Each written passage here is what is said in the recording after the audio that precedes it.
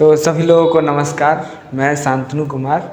आज हम लोग बात करेंगे 6 क्लास के हम लोग NCERT सीरीज शुरू किए हैं, जिसमें आज हम लोग बात करेंगे इतिहास पे और 6 क्लास के सबसे पहला चैप्टर से, और आगे आते जाएगी वीडियो चैप्टर बाय चैप्टर।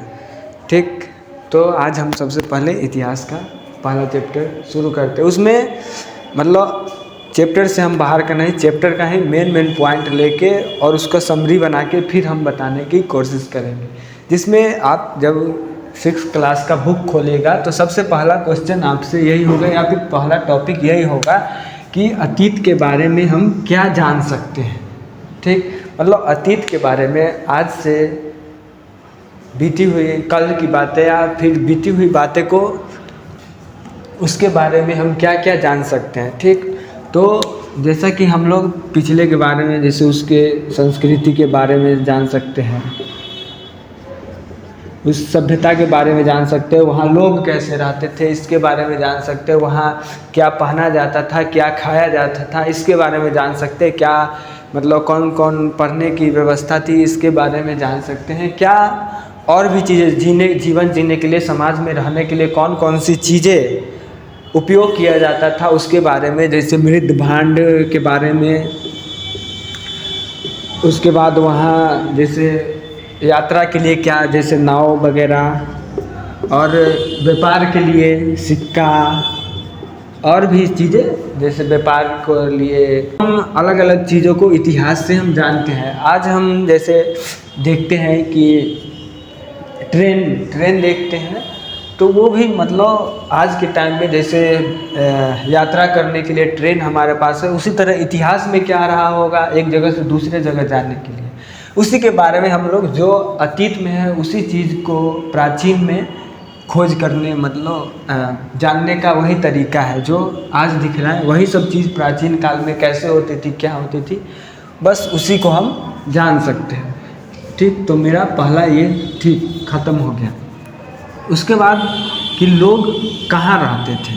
ठीक, हाँ, आप जानते होंगे कि लोग सबसे पहले अफ्रीका में बनना शुरू हुए थे, और वहाँ से लोग धीरे धीरे माइग्रेट किए हर जगह वो परिस्थिति के या फिर बदलाव के कारण वो माइग्रेट किए।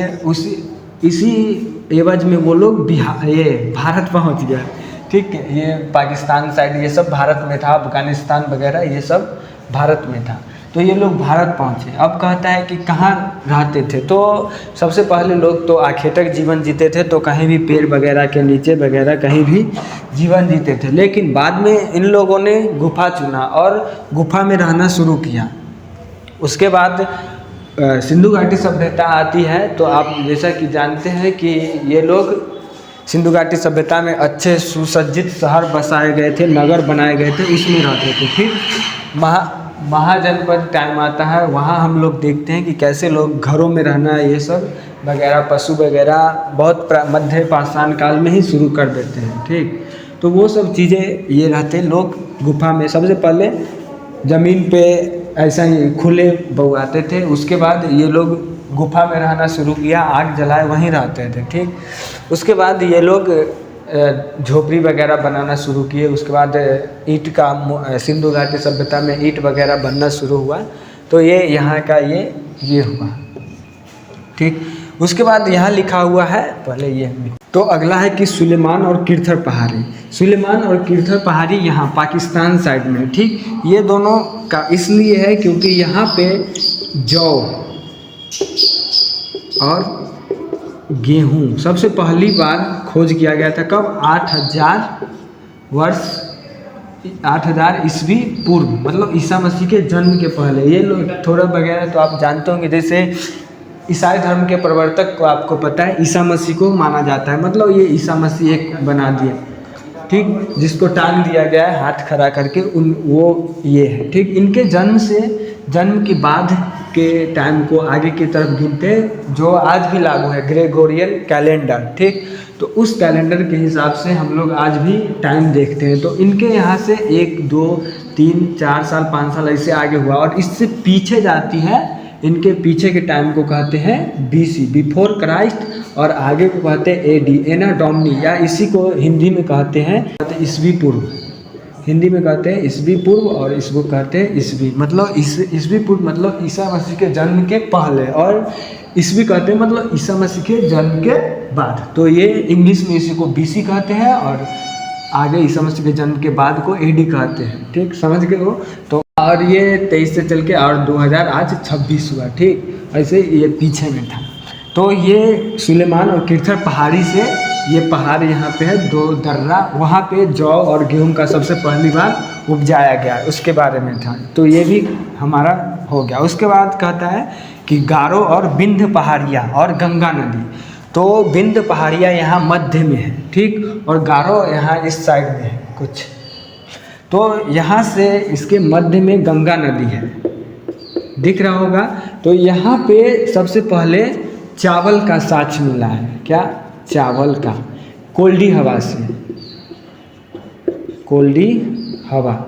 यहाँ से तकरीबन 7000 BC पहले यहाँ से कोल्डी हवा से चावल का साक्ष्य मिला है। उसके बारे में उसमें बताया गया है कि गारो और विंध्य पहाड़ी के ऊपर में उत्तर में जो है गंगा नदी है, जिसके पास में ये कोल्डी हवा है जहाँ से चावल का साक्ष्य मिला है। तो हमारा ये भी ख़त्म होती है। और अगला है यात्रा, मतलब लोग एक जगह से दूसरे जगह कैसे जाते थे।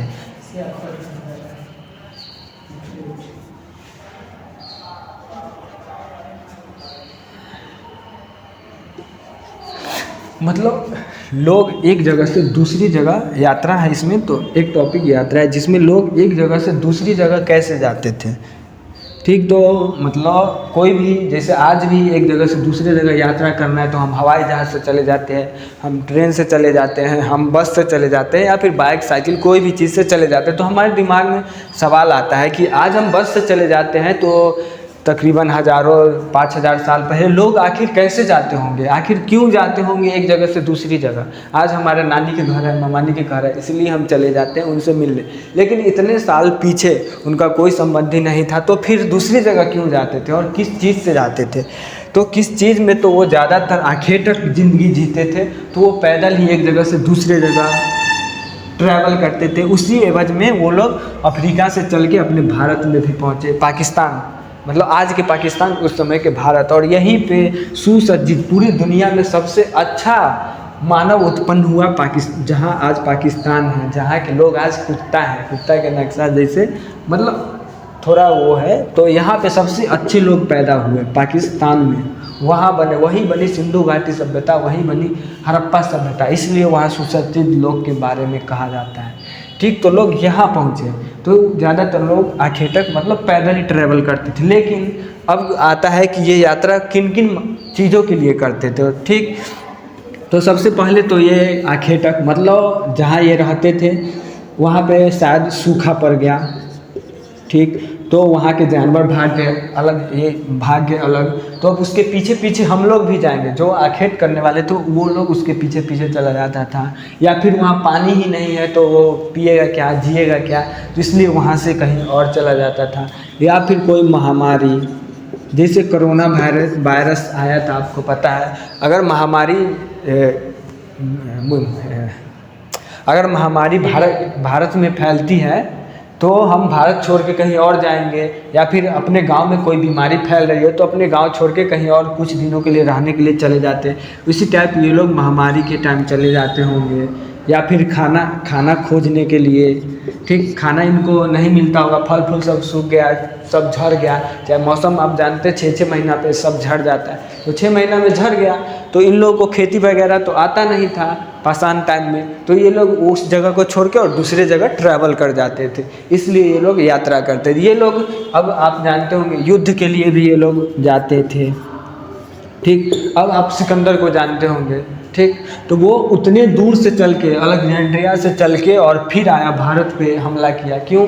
क्योंकि उसको क्षेत्र चाहिए था, उसको पैसा चाहिए था, उसको मतलब क्षेत्र, पैसा, यही 2 चीज़ चाहिए था, और भी चीज़ें चाहिए, जिसकी वजह से वो उतना दूर से चल के भारत पे ये हमला किया। आप यात्री को जानते होंगे, इत सिंह, हुएन सांग वगैरह को आप जानते होंगे, जो लोग चाइना से चल के फिर ये सिकंदर के साथ लोग आए थे, वहाँ से चीन से लोग आए यहाँ, श्रीलंका से लोग यहाँ भारत में आते थे। ये लोग मतलब अपने ज़रूरत के हिसाब से ट्रैवल करते थे कि किस चीज़ के लिए, किसी को सूखा पड़ा इसलिए भाग गए, कोई खाना की खोज में चला गया, कोई कुछ वर्षा या फिर बाढ़ आ गया ज़्यादा तो उस जगह को छोड़ के मतलब प्राकृतिक आपदा आ गई तो छोड़ के हम उस जगह छोड़कर दूसरी जगह ट्रैवल कर जाते थे। मतलब हम समझ गए कि यात्रा कैसे करते थे उस टाइम के लोग। अब चलिए तो अगला देखते हैं कि देश का नाम इंडिया क्यों पड़ा और कैसे पड़ा।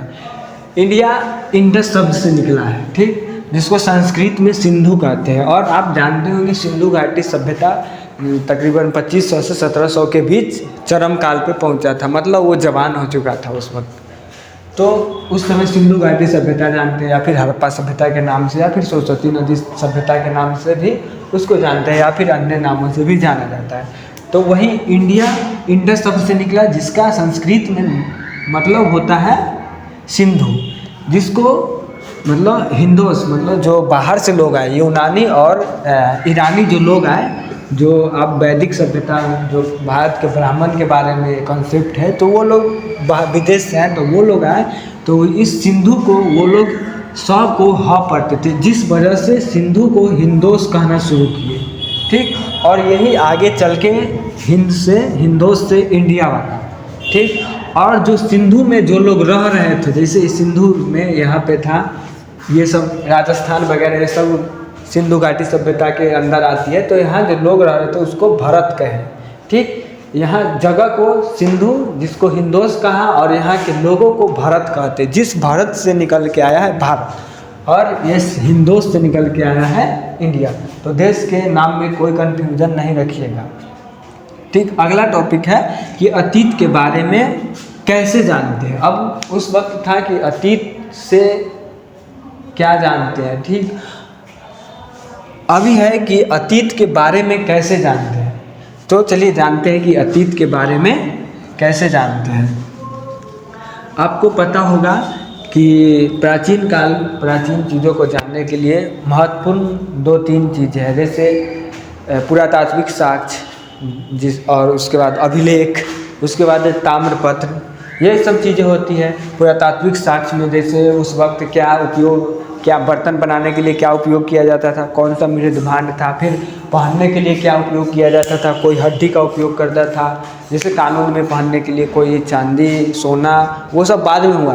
पाषाण काल में सोना चांदी वगैरह नहीं, उस वक्त सिर्फ हड्डी या फिर लकड़ी का उपयोग किया जाता था, ठीक। उसी तरह मृद भांड बनाने के अब वो चाक पे बनता था या फिर हाथ से बनाया जाता था, वो सब चीज़ें पुरातात्विक है। या फिर उस समय कैसे रहते थे लोग, गुफा में रहते थे या फिर शहर बना के रहते थे, एक साथ रहते थे, इस सब चीज़ वो पुरातात्विक में होगा। उसी में जैसे पांडुलिपि भी होता है, जो तारपत्र या फिर भोजपत्र पे लिखा जाता था, पांडुलिपि, ठीक। और आज भी वो मिलती है, आज भी है, जिसे हाथ से लिखा जाता है। पांडुलिपि किससे हाथ से लिखा जाता था, इसका इंग्लिश में है मैन्यूस्क्रिप्ट, इसको कहते हैं, ठीक। जो मेन्यू शब्द से निकला है, जिसका मतलब भी होता है हाथ। और ये किन किन भाषाओं में, जैसे प्राकृत भाषा, तमिल भाषा, तमिल में बाद में हुआ, सबसे पहले प्राकृत में, उससे भी पहले थी, जहाँ सिंधु घाटी सभ्यता का आप लिपि देखते हैं तो वो अभी तक पढ़ा नहीं गया है, जहाँ पढ़ा गया है वो प्राकृत थी, उसके बाद तमिल पढ़ी गई है, इसीलिए प्राकृत और तमिल यहाँ लिखा गया है। उससे पहले की सिंधु घाटी सभ्यता का हम लोग अभी पढ़ नहीं पाए हैं। और उससे पहले लोग लिखते नहीं थे, सिर्फ मध्य पाषाण